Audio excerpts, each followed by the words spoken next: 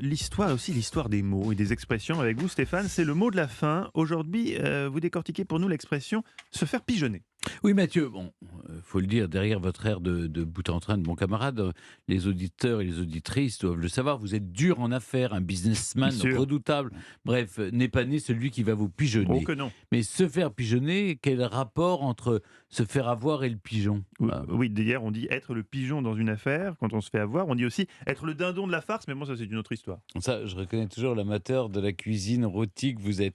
Mais revenons à nos pigeons. Au XVIe siècle, les gens de la Haute étaient friands d'un oiseau qu'on appelait la huppe, doté d'une crête très fournie en plumes.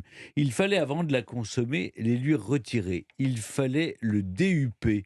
Cela donnera le verbe duper, d'ailleurs. De plus en plus rare, l'oiseau fut remplacé par le pigeon, beaucoup plus facile à piéger. Le Mhm. volatile était adoré au Moyen Âge, mais aussi bien comme moyen de communication que cuisiné, bien cuit, bien préparé. La fiente de pigeon était d'ailleurs un très bon engrais pour le potager. On appelait ça de la colombine.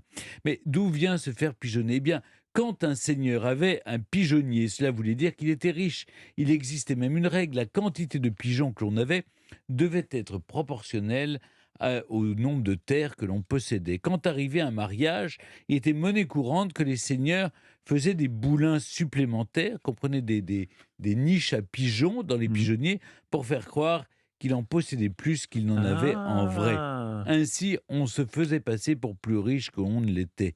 Le père de la future mariée se faisait alors pigeonner et devenait, pour vous faire plaisir Mathieu, le dindon de la farce. tout s'éclaire avec vous, Stéphane, Ouais, hein, c'est chaque fou, jour. hein. C'est merveilleux. Et parfois, les gens dans les dîners, on parle de cette séquence du mot de la fin. Et je me souviens du thème de la séquence, donc je le lance. Et les gens me disaient donc, ça vient d'où? Et là, je ne m'en souviens jamais. J'ai un gros problème. Vous avez une mémoire de pigeon. J'ai une mémoire de Ouais. poisson rouge, je Non, mais connais ce qui est l'expression. incroyable, c'est que vous alliez encore dans des dîners. Non. Oh mon Dieu, j'ai été piégé. Il m'a pigeonné. Je me suis pigeonné tout seul en cette fin d'émission.